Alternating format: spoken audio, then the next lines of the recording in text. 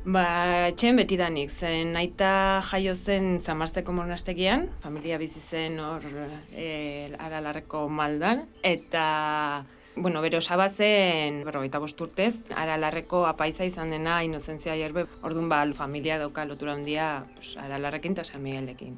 Eta nire lehenengo kontaktua Aralarrekin izan zen 8 egunekin. Osea, jaiota 8 egunetan ja joan ziren gurasoak 15 egun pasatzera San Miguelera, hortik hasita gelditu gabe. Aurten udaletxean sartu nahi zinegotzi bezala, eta beti izan da ohitura santuak zinegotzien batek eramatea. Eta nola nik lotura hori dudan santutegiarekin eta Aralarrekin, eta ni izan naiz Aralargo aingerua eraman duen lehenengo emakumea. Ez uste, egon zirela pixkat harridurak eta kontrako, baina azkenean arro sentitzeko zerbait da niretzat.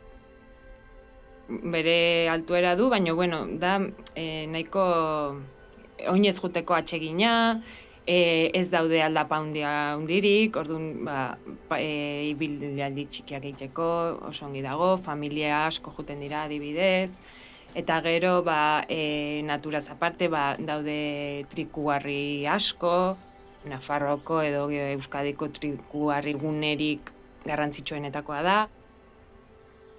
Gaude inguratuta 1400 baino gehiagoko menditaz, eta guk normal bezala ikusten dugu.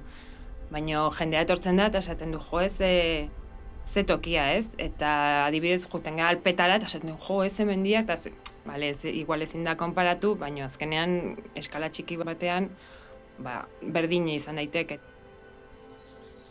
Herriko animali guztiak are juten dira bazkaltzera, udan han egoten dira, bai behiak, bai behorrak, bai ardiak.